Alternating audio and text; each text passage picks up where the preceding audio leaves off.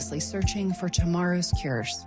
Visit Komen.org and be a part of our Susan G. Komen community today.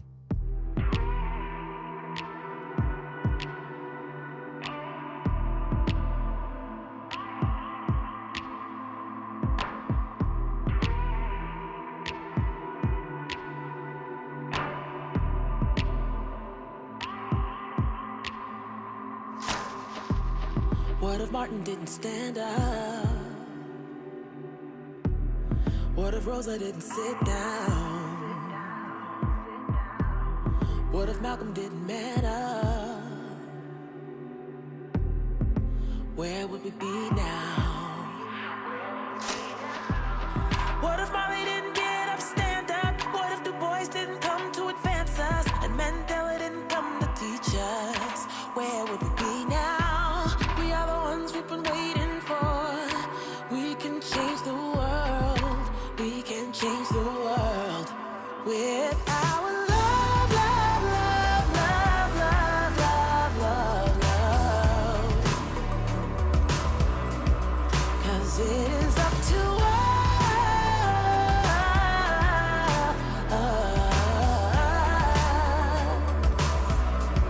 We are the ones we've been waiting for.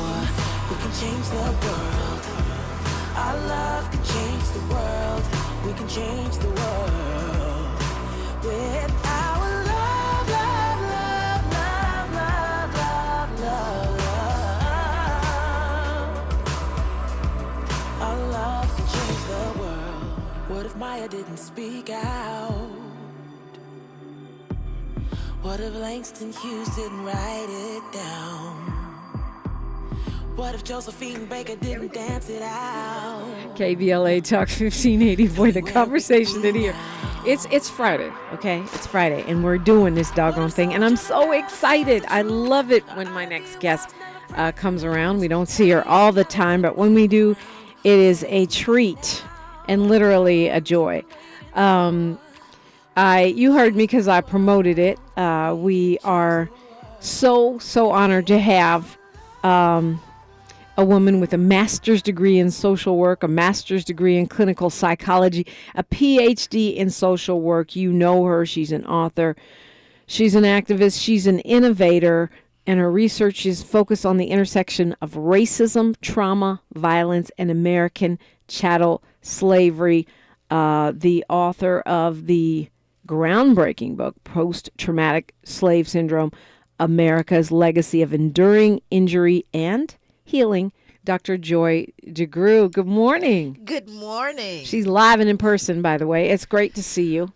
It is good to be here. And I'm on this today, Dr. DeGruy, because I feel like I'm always waiting to the last minute to say what the person is doing, and we're rushing it in before we run out of time.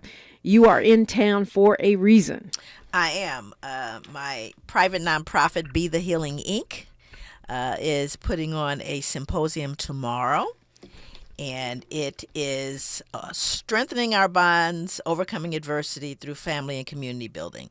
I mean, that's the kind of overall theme of it. It's happening at Crozier Middle School Auditorium, 120 West Regent Street in Inglewood.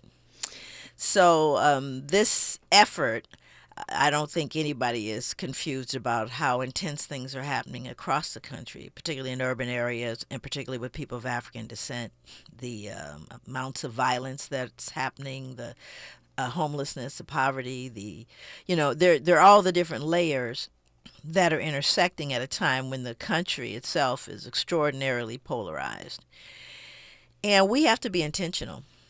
We have always been intentional as a people.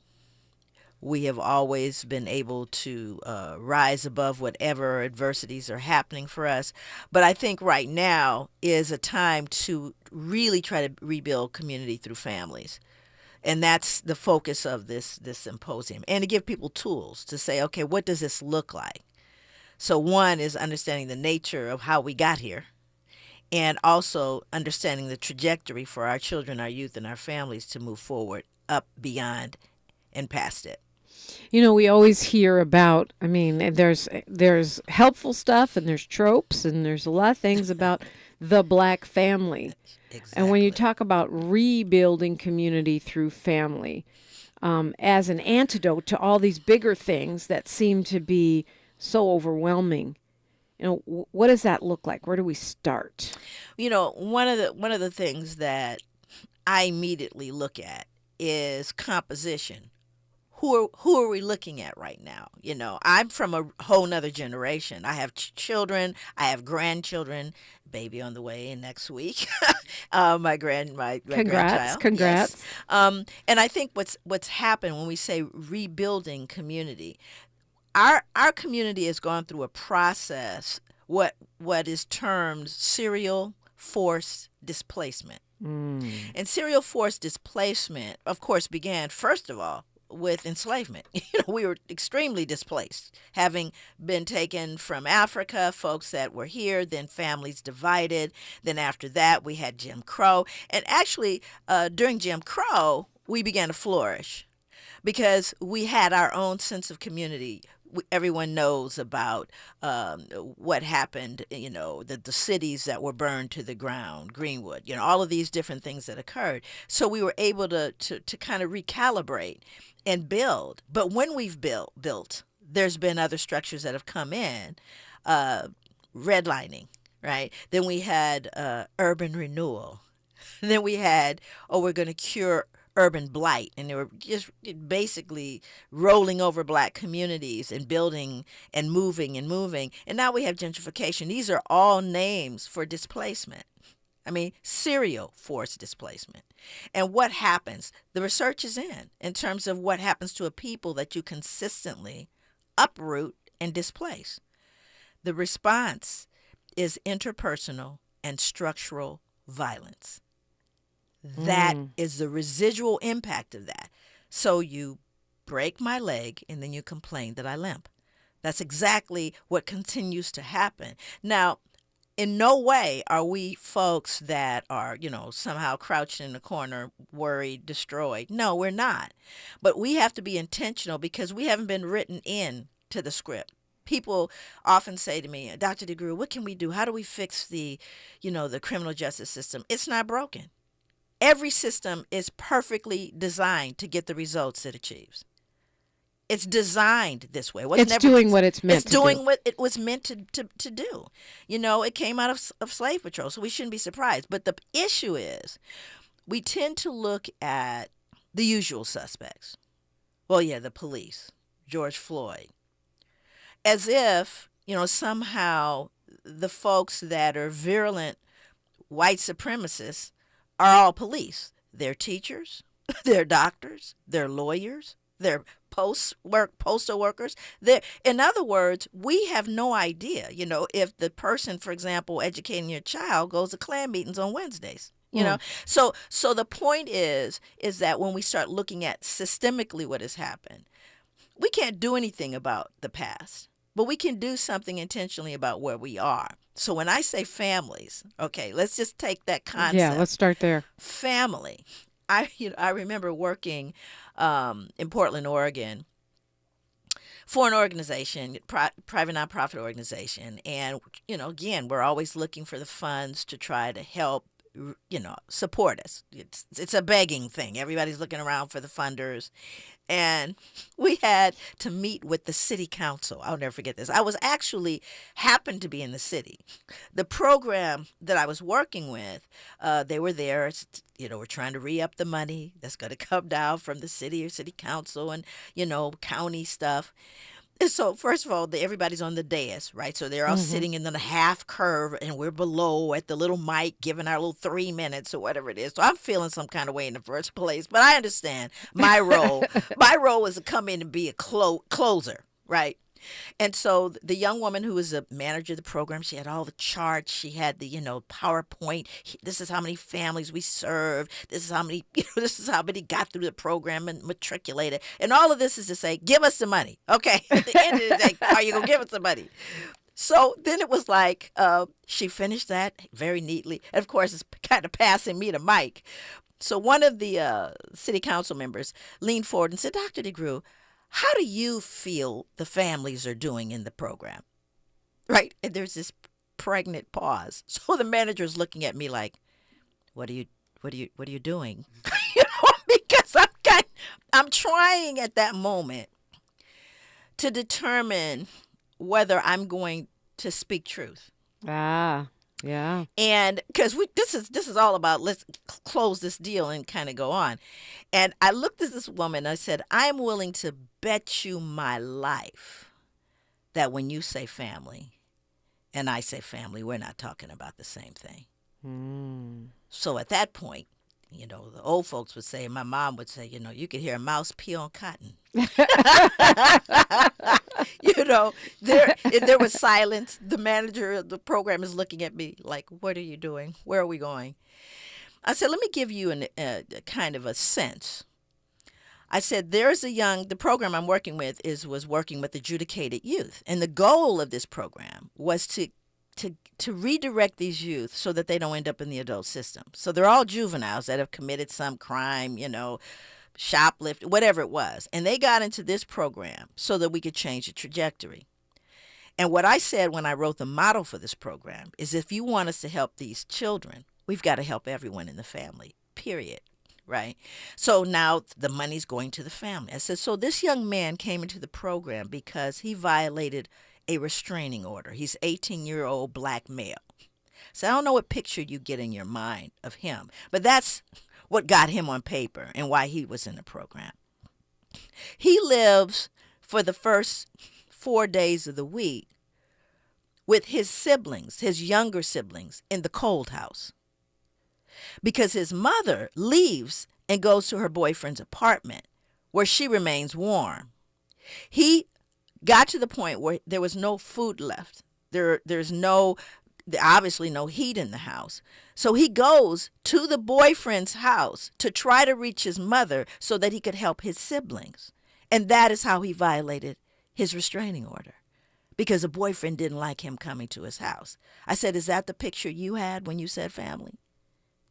Well, they gave us the money. But the point is that Wow.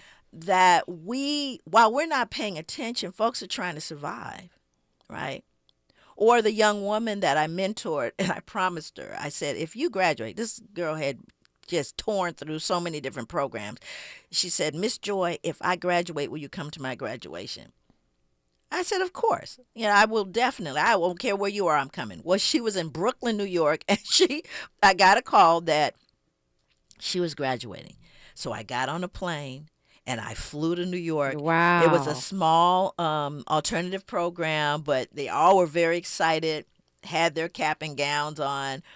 And so she saw me there. She was just totally blown away, because I told her, I said, if you graduate, I'm showing up.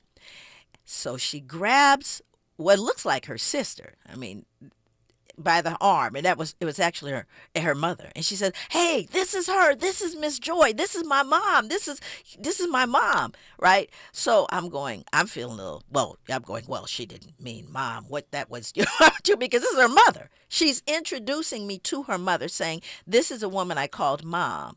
And I was trying to be respectful of her mother and say, yeah, well, that's just, it's a Term of endearment. Right. Yeah, it's not, And the mother is so excited. She goes, oh, my God, I've heard so much about you. Would you be my mom, too? Wow. That's what she said to me. Wow. Would you be my mom, too? And so she needed Mothering herself. So we have generations. And with the introduction of crack, you could read Michelle Alexander's book, The New Jim Crow, that it devastated our community. So we have a couple of generations of folks that weren't parented. There was no mature adult there. And in the case with that young man that was 18, if I was going to find the mature adult, it wouldn't be his mother. It would be him. Mm. Talking with Dr. Joy DeGruy. If you have questions or commentary, you're invited in 800-920-1580. I have many of them. It's a great place to start, and she's in town. You can be part of that. We'll let you know how. It's KBLA Talk 1580. More of First Things First with Dominique DiPrima when we come forward. At Susan G. Komen, we believe that ending breast cancer needs all of us working together. Because if you've just been diagnosed and don't know where to turn, we've got you. If you can't afford the treatment you need, we've got you. And if you are driven to honor the loved one you've just lost, we have a place for you here.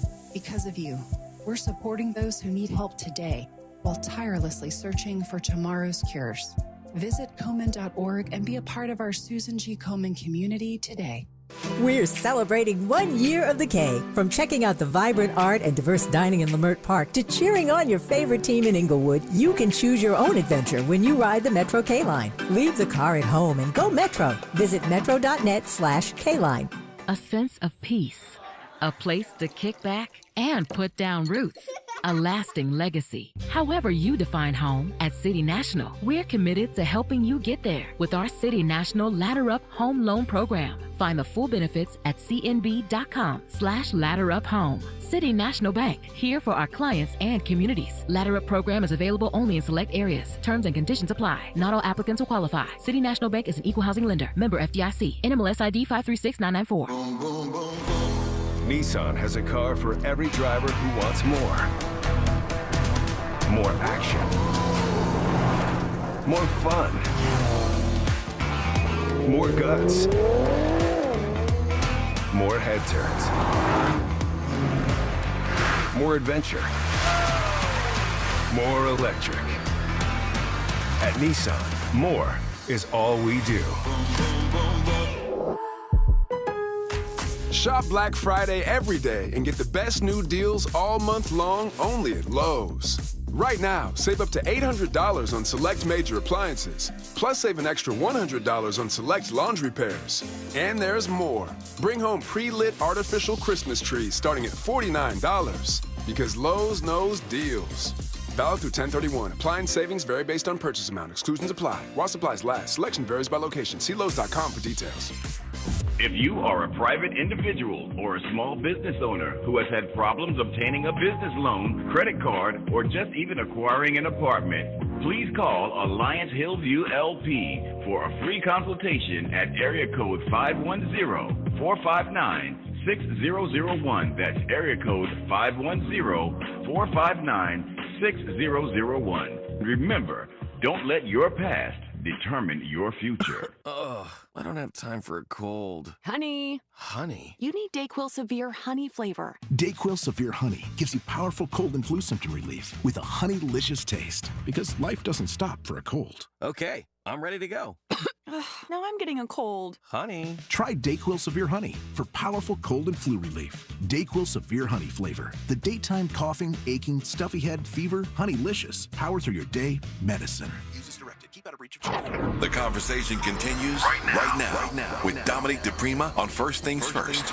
It's my joy, my pleasure to have with me in studio Dr. Joy DeGruy. If you're on you're on YouTube right now and you're going, who's the other person? That's Dr. DeGruy's sister. Hi. She's not on the mic, but she's in here for moral support for all of us. Dr. DeGruy, we started out talking about you're going to be at Crozier at Inglewood.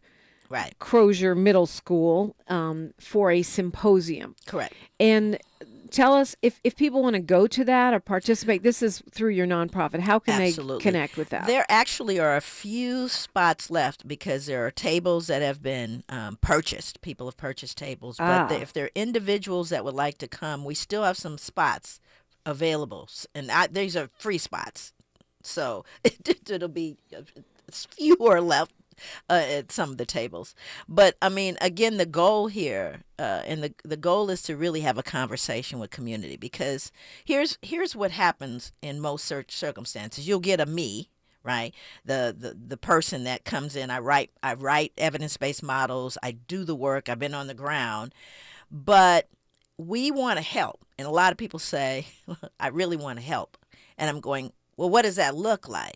Well, that means whoever the people are that you're wanting to help have to be the co-creators of the solution.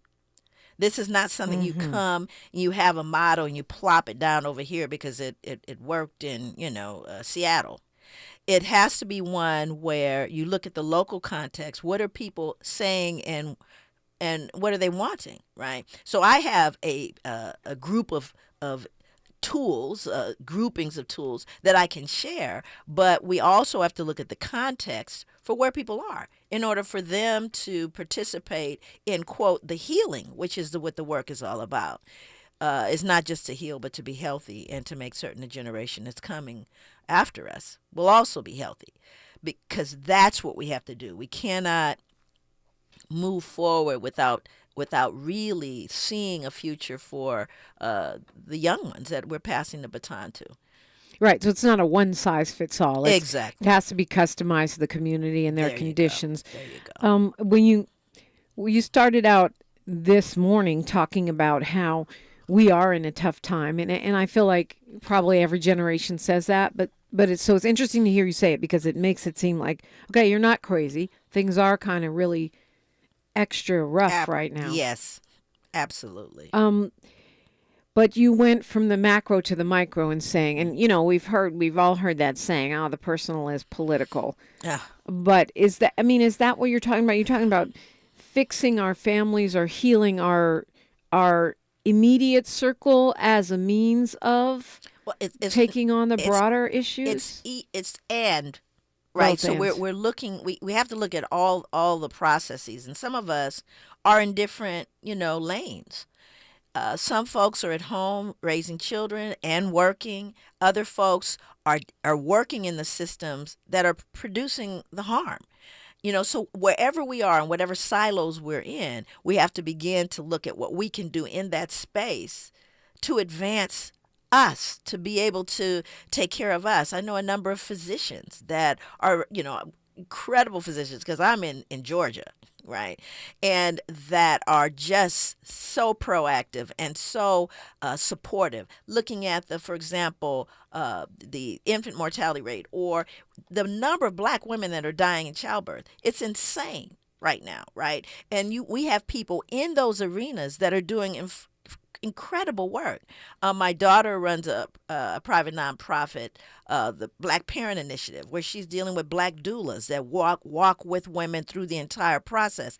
So what I'm saying is and everybody has to show up. So yes, we have to start at the nucleus, the family. We have to be well, actually with the individual to be well, to know who you are and how you're moving through the world.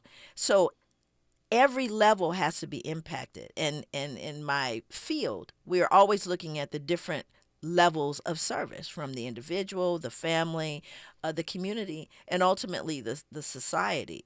So it's about trying to be well in all of those spaces. And sometimes what is required is that we take a deeper look, that we begin to answer the questions and have those conversations and hear the voices and give voice to people to speak their truth, right?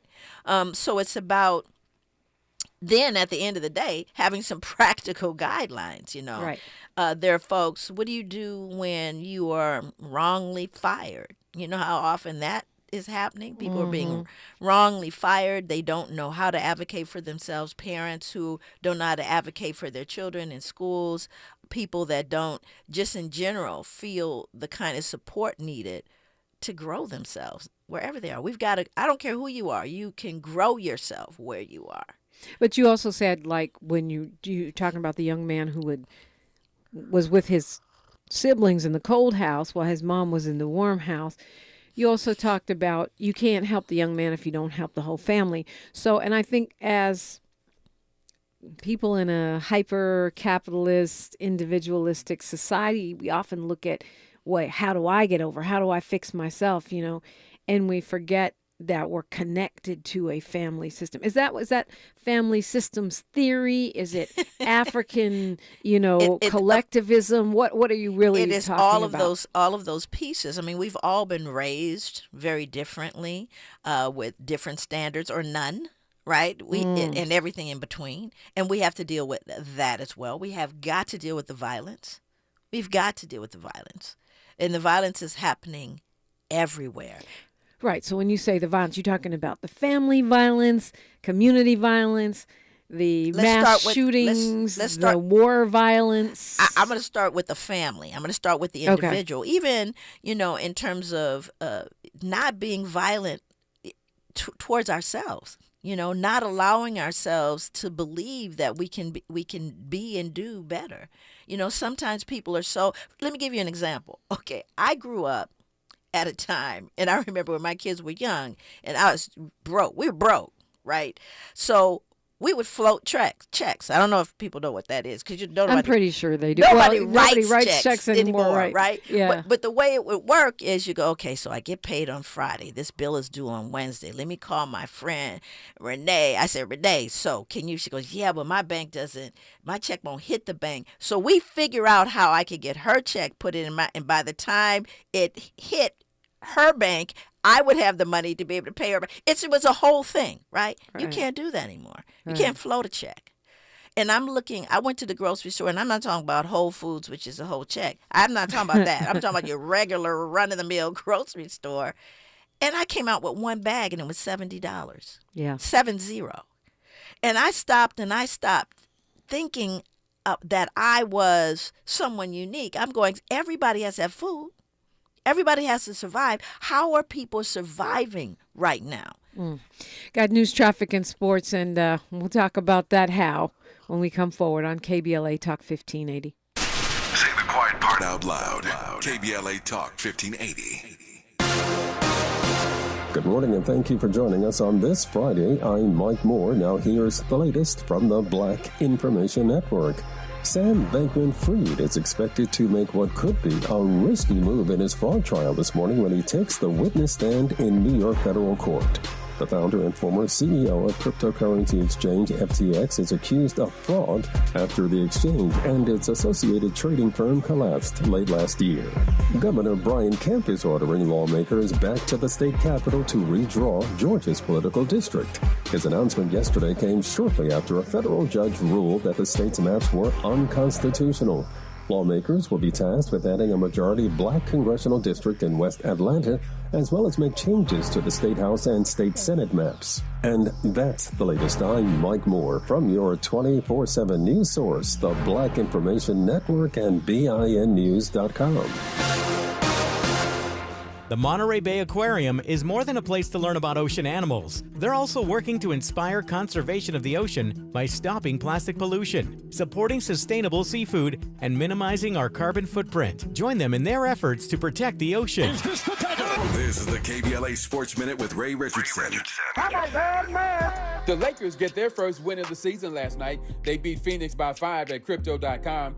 Anthony Davis scored 13 of his 30 points in the fourth quarter. LeBron James played 35 minutes, including the entire fourth quarter. He had 21 points, 8 rebounds, and 9 assists. Phoenix had a 12-point lead entering the fourth quarter. The Clippers are back in action tonight at Utah. 6:30 tip-off on KTLA TV Channel 5. From the Now It Can Be Told department, 2 former NFL players tried out for the lead role in the 1971 groundbreaking film Shaft, running back Jim Brown and defensive back Fred Williamson. The role eventually went to an unknown model named Richard Roundtree, who turned Shaft into an iconic film character. Roundtree passed away on Tuesday. He was 81. No debates, no speculation, just the info you need. That's your KBLA Sports Minute. I'm Ray Richardson on KBLA Talk 1580.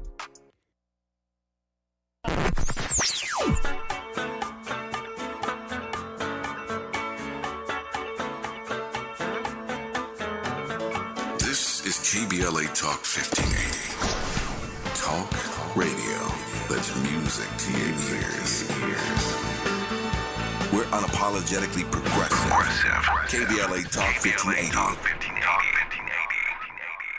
Attention small landlords who own 12 or fewer residential rental units. The City of LA Emergency Renters Assistance Program is back to help small landlords and is now accepting applications. Apply for up to 6 months of rental arrears for low-income residential tenants behind on rent. Applications will be accepted until October 31st, 2023 at 6 p.m. Go online 24/7 at housing.lacity.org or call 888-379-3150 to see if you qualify and apply today. City of LA Small Landlords. This program is for you. Anyone can choose to make a difference. You can help people succeed, rebuild after disasters, protect the environment, or feed the hungry. Not only will you make a difference for others, but for yourself. You can earn money for college, learn career skills, and make friendships that last a lifetime. Make a difference. Choose your future. Choose AmeriCorps. Hey, everything okay? Yes, I'm fine. Honey. Hey, I'm here for you. Tell me about school today. When kids can't find the right words, music can help them sound it out. Talk to the kids in your life about their emotional well-being. Find tools and resources at sounditouttogether.org. Brought to you by the Ad Council and Pivotal Ventures. At KBLA Talk 1580, we do more than just talk. You got a big mouth. Hello, Joe, you're up. Welcome. We're unapologetically progressive, and we don't black down.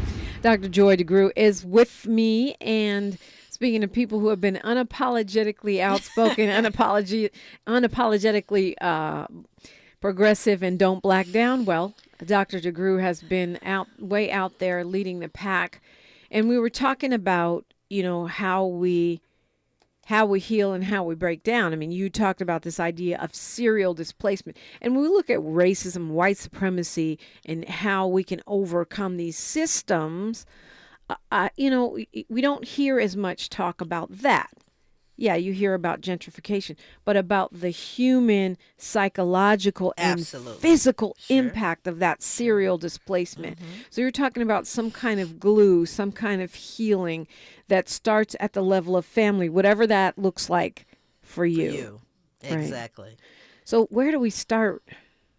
What I start seeing, and we talked about when we were during the break, is this whole idea that people are mentally really struggling, mentally, emotionally. The stress level is up. And whenever you see the level of stress, which is caused by all the things I just talked about, there's a physical reaction to that. There's a psychological reaction to that. And it's impacting people in their lives, in their ability to function. For example, if have you ever been so stressed? Because if you're really, really stressed, you can't think. Right. You literally cannot think. I have been, gotten a phone call, heard about something, standing in the middle of the floor and can't remember why I'm there because the stress has shot the cortisol level up, and I that part of my brain is not accessible to me. There are people that are living in that state of stress, high crisis, all the time. But what happens in our community is we normalize it. I used to hear it as a child, my nerves are bad. It's just my nerves are bad. There were words for it. People had they said he had nervous breakdown. Remember people used to have nervous breakdown? No such thing. But that was a catch term for everything.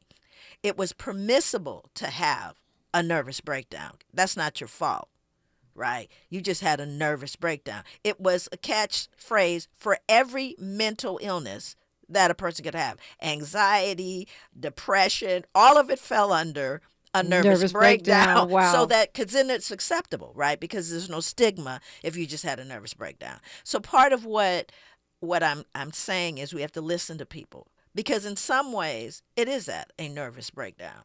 I do get why folks said that.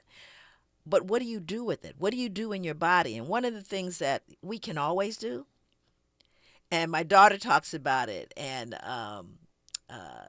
Dr. Ruha talks about it, is the whole idea of beaming light and love. Beaming light and love.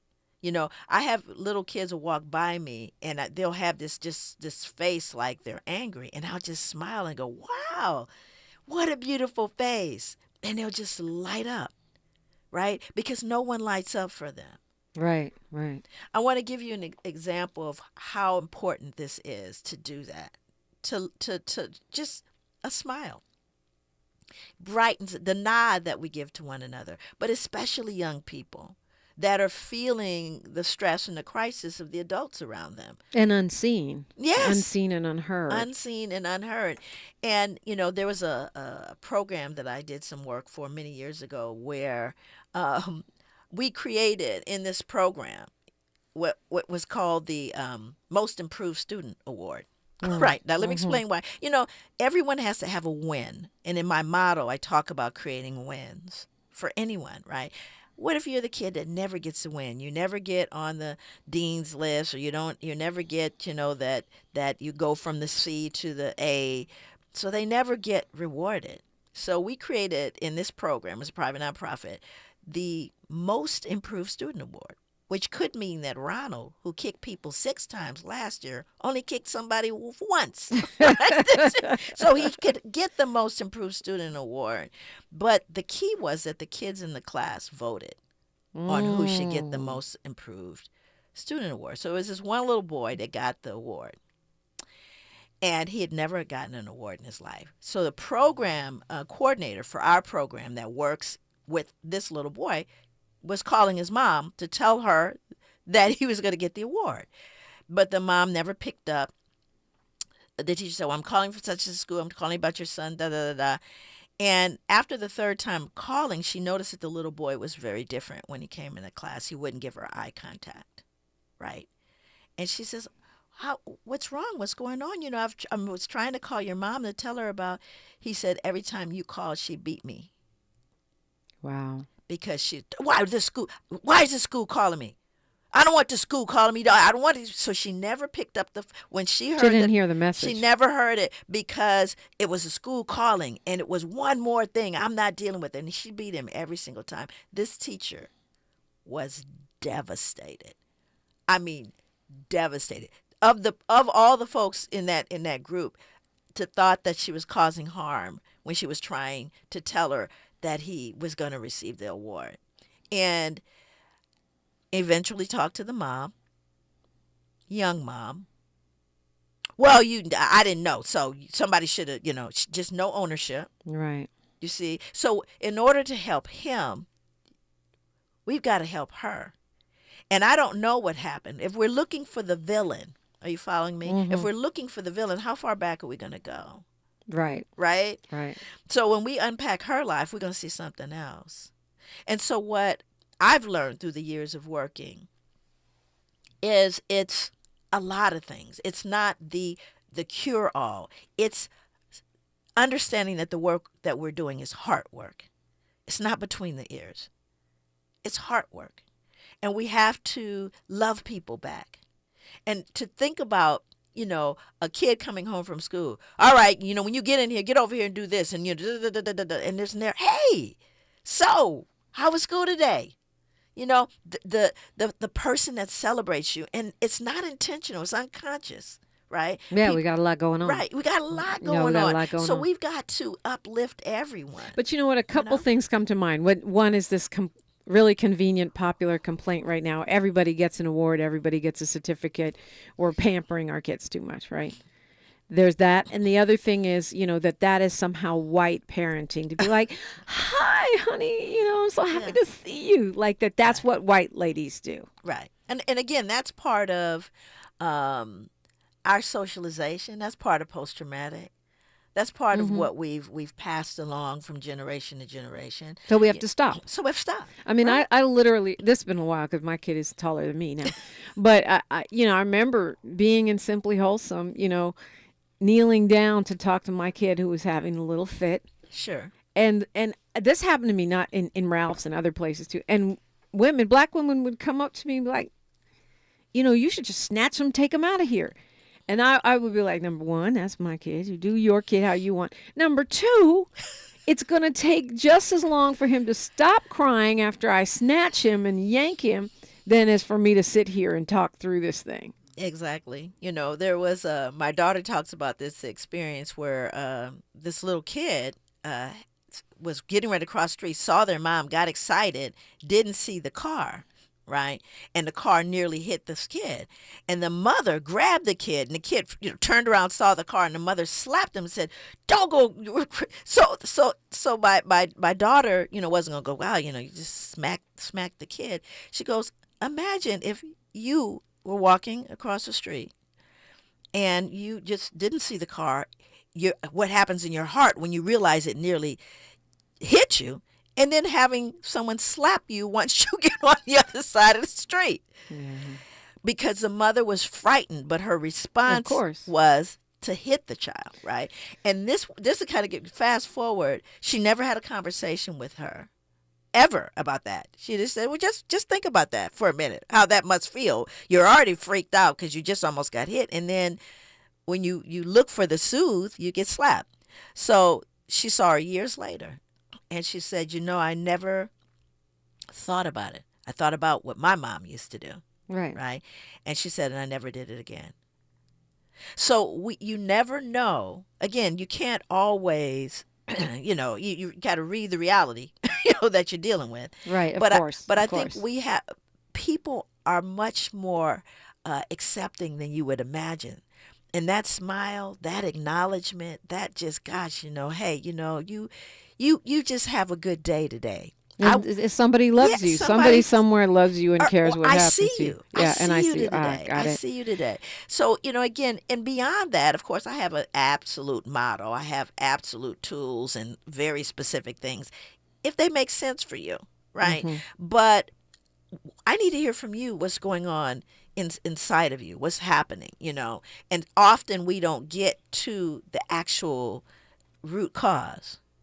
We deal with what we see on the front end. We don't get to the root cause, And I'll tell you give you one more example of it, where there was a school in Portland that my daughter was working with, my grandkids were in, and the teachers were saying, Black parents don't care anything about their kids. They don't show up to the parent-teacher, conferences. They don't come to back-to-school night. They don't show up, right? This is the thing.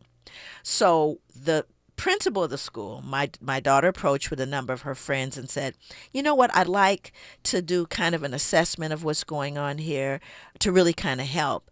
And she says, and the first thing that we're going to have to do is you're going to have to stop blaming the people that you want to come to the school that you say are not coming to the school. So we're not going to say that Black parents aren't attending the school meetings. We're not going to say that. We're going to say that we're not getting the attendance of all parents. And that way you're not actually blaming the people that you're trying to help. And then she and her group of friends began to interview Black parents. And so she asked the Black parent, not how come you're not coming, but, why do you think a parent, for example, may not show up at a back-to-school night or teacher parent? I don't know. I don't have a lot of time. Okay. So if you had time, you would come. Yeah, sometimes, I don't have transportation. Okay. So if you had transportation and time. Yeah. And sometimes I need childcare. I need childcare. Okay, so if you have childcare time and transportation, pause. I don't feel welcome in that school. Mm-hmm. Root cause. None of those other things were it. It was a root cause. Well, tell me about, what that feels like. Well, first of all, I come in and they don't know my son's name. They don't know how to say hello at the front desk. Right. These are data points. So my daughter's and her friends are taking notes. Speak to Black parents when they walk in the room. Know the name of their child. And she says, and if, things on the wall, I don't see the things that they do. Okay. Then the principal took it a step further. He attached, how soon are you connecting the teachers to their performance review? How early? Because the parent says, somebody calls me in the middle of the year and says, your son hasn't done anything all year. What can I do with that? Right? So next thing you know, when they attached it to the performance review, they were getting postcards during the summer. Come to our ice cream social. Tell me how your child needs to learn. Come look at where your seat is. All those things happen, you see? And now you have a parent that's engaged. It's become Black Parent Night. It's still going on now where the parents have come together. They're getting, going back to school. They're buying property. They've taken it. They have a diversity, equity, and inclusion. They said, we want a principal that knows that. But it all started with really speaking to the parent about what the real problem. Tell me about a place where you do feel welcome. When I go to church, people say hello. See, so you're collecting data. Data normally isn't collected that way. Let me just have you fill out a form. Everybody puts, from 1 to 10, they pick 5, which is meaningless. Right. Talk to people. Hear them. What a place to start. That's what we do around here. We talk to people and you talk back. It's KBLA, Talk 1580. She's reclaiming her time on KBLA Talk 1580. More First Things First with Dominique DiPrima when we come forward. KBLA Talk 1580. We've got a lot to talk about. Hi, Maisha Cairo here, KBLA, live at Chase Bank on Crenshaw and Vernon for the In This Together tour with female business owners, a day of empowerment, community panels, and best of all, tips on building business from marketing to capital. I was able to speak with one of the panelists, the owner of Kids Love. Take a listen. So Kids Love, KIDSLUV, is a first-to-market zero-sugar vitamin-enhanced functional beverage for kids. So the zero sugar is really important because if not, the sugar gets on the teeth, it can cause cavities. So as a mom, I love this vitamins and hydration in one. Tell us what's happening here with Chase Bank today. So I would say, I think what Chase is trying to do is create a community actually for entrepreneurs, a place where people can go. They have the space to do it. It's a beautiful space, and to be able to have these conversations. There are so many benefits to being a women-owned and certified business, from a standpoint of getting into stores, not paying the slotting fees of what it takes to be in stores. So I think Chase is trying to bring awareness to a lot of the things that people just don't know about, that not only the bank can help, but outside of the bank, their relationships can help create. That's beautiful. And I know, this is how we build equity in communities of color, is kind of spreading that information and that knowledge. So thank you for being here today and doing your part and letting these women know that it is possible. For KBLA 1580, I'm Maisha Cairo in the community with Chase. Is your eyesight changing? I can't read this anymore. Don't lose hope. People just like you are working every day using Braille, screen magnification, speech technology, and other tools and blindness skills. Your eyesight may have changed, but your goals, they don't have to. We can help. Visit us on the web at blind.org. The National Federation of the Blind. Live the life you want. Your ancestors' favorite radio station, and your favorite morning show host. Let's get back to Dominique DiPrima right now. And what a way to go into your weekend with some things to think about: healing ourselves, our families. Dr. Joy DeGruy is here. The organization, your nonprofit, is bethehealing.org if people want to go and find out more. Be the Healing. I know, that we could. There's a symposium in Inglewood, but you go all over doing symposiums and speeches and whatnot. So if you want to hire Dr. DeGruy to come and drill down a little deeper on some of these topics or work with you, you can go to bethehealing.org. And it's a lot, right? It's a lot. But we're talking about getting past the trauma. And these, like you said, how far back do we go to get to the villain? Do we have to go all the way back? Can we start right here? You know what I mean?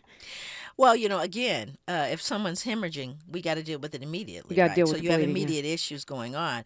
But when we start looking at why they're hemorrhaging, maybe we have to stop someone who's stabbing them. Right. So we got to do both. That's my point. I mean, it's reminding me of, whenever, like now with the reparations conversation or any conversation about Black people, it's always, why do you guys always bring up slavery? That was a long time ago. Get over it already. Well, again, I have a book, Post-Traumatic Slave Syndrome. Yeah, you do. Right. Which really kind of outlines that. Interestingly enough, I just did a talk in Saratoga Springs, New York, and an audience of 500 people who were working with community health. And I asked the audience, I said, how many of you are familiar with my work? And it was like a sprinkling of hands, right? I went, wow. Oh my God, changed my whole presentation, of course. Because it is a foundational piece. I have a 10-week graduate level course that I'm currently teaching online, and people, they say, well, I need to know why. I said, we don't take that course. We don't get to that part till week 9. I said, you don't even get the model, So it's about understanding how the past impacts us presently, right? And so post-traumatic is really kind of to do a drill down with family and to understand why and how we do things. I always give this example because people, it's just real and people can relate to it. A behavior that I was able to trace back to slavery through reading slave narratives and, of course, a bunch of documents. But there's let's just say you're in an environment, there's a white mother, Black mother, could be a white father, Black father. It's not gender specific. So let's say they both have children. And let's say that these two children, a Black child and a white child, they play together, they go to school together, they just great companions. They find themselves at a school meeting or a public meeting. White mother sitting next to the Black mother, and their sons are on either side of them.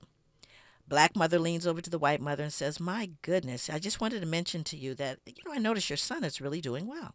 And the white mother goes, well, thank you so much. He really is. She leans forward. She says he's in the TAG program, talented and gifted. He won the science fair last week. His uncle's an astronaut. She goes on and on and on, oozing with enthusiasm and excitement. Sits back, then realizes, as she sits back, that the black mother's son is actually excelling her son. Literally excelling him. So she leans back and she says to the black mother, wait a minute, your son's the one that's really coming along. And the black mother's response, girl, get out of here. You should have seen that boy yesterday. Lord and have mercy. He gets on my nerve. That boy, you think so? Now, that behavior, I often say it's the secrets that make us sick. The secrets. There's a secret here. And every black person listening has either heard this, some folks do it, right? Where you go, because we know that even though that mother goes, oh, girl, get out, stop it. That boy, ooh, he works my nerves. She's actually proud while she's saying those words. Everybody black knows that even though they go, oh, he's a knucklehead, they're really, now for white people, they look at that and they go, my God, they're so negative, those black people. That's no wonder. No wonder. But the secret is, but why? For me, I asked the question, why? Why? So I looked at slave narratives. Now take the same scene. Let's roll it back a couple hundred years. You have a black mother and maybe a white mother. Only the black mother is enslaved, and so also are her children. So a white slave owner comes through. Maybe she's working in the fields. Doesn't matter. Kids may be playing nearby. White slave owner, male or female, says to this black mother, is that your son? Yeah, that's my son. He sure is doing well. That boy is really doing well. What is she going to say? No, sir, he's not. He's stupid. He can't work because I don't want you to sell him. Right. If it's my daughter, I don't want you to breed her. That's called appropriate adaptation when living in a hostile environment. Well, here's the thing. They told us to get over it. They told us forget about it. So we never, ever undid it because we never even had a conversation about it. Now let's roll it back to 2023. And you got Timmy and Trey. Trey looks at his mother and says, how come you can't be proud of me like she's proud of her son? And the whole time she was, because he hasn't learned the secret. And by the time he learns it, he's already been injured. And probably perpetuated on his own child. And that's how it goes on and on. Nobody questions I got to tell you that your book did change my parenting style, because I started analyzing everything and saying, why am I doing that? It's like the story you told me about two kids in the bank and the white kid's running everywhere. And that kid's bad. And, our kid has to stand right next to us and shut up. And the message we're sending is that kid is free and you're not. And what? And what I want to say about that is, we love our children. Right. But you see, we've never been able to take a look at this in a real way. And let me just tell you right now, they're trying to take it. Even the little bit of nothing we have is Black history. They're trying to take out. They've banned me. They've banned my book. They've banned this history. Oh my God. I'm going to share this at the conference, some data that just came out about white children learning about this, which the whole, it's bothering and it's upsetting them. Totally wrong. That is not what's going on. But again, I'm not saying these parents are intentionally hurting their children. They don't realize they are, because they're only doing what they have learned, which was learned from the person before them. Okay, we only have a couple minutes, but I have to ask you, what is happening with those white children? If it's wrong that they're not getting their feelings hurt by learning the truth. They are not getting their feelings hurt. My niece, my sister's daughter, who has a master's degree in library science, she goes and she teaches in English, right? So she teaches, she goes to different programs in Oregon. So she goes to this program and she shows film. She talked about Phyllis Wheatley and the guy that was the abolitionist, and she's talking about it because she has the kids reading. But she also has a set of questions, and one of the questions she asked is, why do you think it was that Thomas Jefferson said that Black people weren't smart or creative? And she just asked, these are middle school children, white children, that said, because people who have privilege and power often objectify other people. Because if people started thinking, this is another question, if people start thinking of people as people, then they wouldn't want to enslave them, and he'd lose a lot of money because he's jealous. I mean, because he's racist. I mean, these kids were real clear. There was no confusion like, oh, my God, why am I, horrified? Am I like him? Right. Yeah, no, none of that happened. These kids were clear, and that's what they don't want. They don't want that for their kids to go, and you know what? Not only was he racist, we're not going to let this continue. That's the next. Right. That's all those kids that were marching in 2020. There you go. Yeah. Well, Dr. Joy DeGruy, it's always great to talk to you. And I'm serious. I got to sign up for that seminar online. I need to get smarter. I got to learn. And certainly thank you for all of the great and amazing work you're doing. Well, it's always a pleasure to be here. I mean, I'm sitting here looking at the unapologetically progressive sign, and I'm feeling better already. Well, we appreciate you coming in. It's a pleasure to meet you as well, Iris. We are going to keep talking because that's what we do around here. We have a civil rights photographer up next on KBLA Talk 1580. KBLA 1580 Santa Monica. Good morning and thank you for joining us on this Friday. I'm Mike Moore. Now here's the latest from the Black. Risky move in his fraud trial this morning when he